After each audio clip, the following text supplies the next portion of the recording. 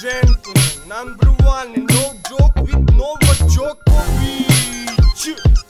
Ej, slušaj.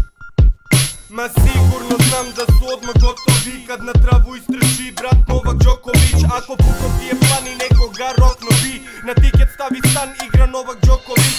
Ne može Nadal više to da podnosi, ko je srpski san, to je Novak Đoković.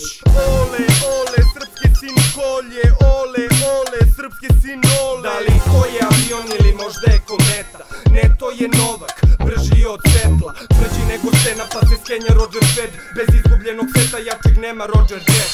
Dovoljna je serva da ti svet okrene, pa forehand paralela. Ti se nem okreneš, ode gem, ode set, već meč poenje. To je zato Rafa što mu je reket, osvešten broj 1. Da ne veruješ čoveče, na glavi su nam kokarde, a klinci lepe postere. Ne može ni Bjork ni John McEnroe, toliko u nizu niko ne može ni blizu. Wimbledon je tvoj Mr. Killa, drop shot, Srbi grizu, grizu. Dobili smo vizu i trebao bi Nadal da okrene Shakiru, da ga malo uteši jer novi žeb je blizu. Ma sigurno znam da su odmah gotovi kad na travu istrči brat Novak Đoković. Ako puko ti je plan i nekoga rokno bi, na tiket stavi stan, igra Novak Đoković.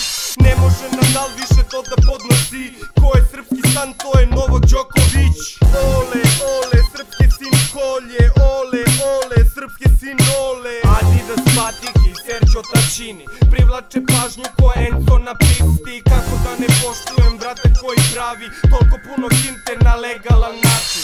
Samo takve Srbe istorija pamti, nemoj da sam čuo kokain ti da radiš. Melbourne pa London, još New York i Pariz, Robert De Niro na turnejama te prati.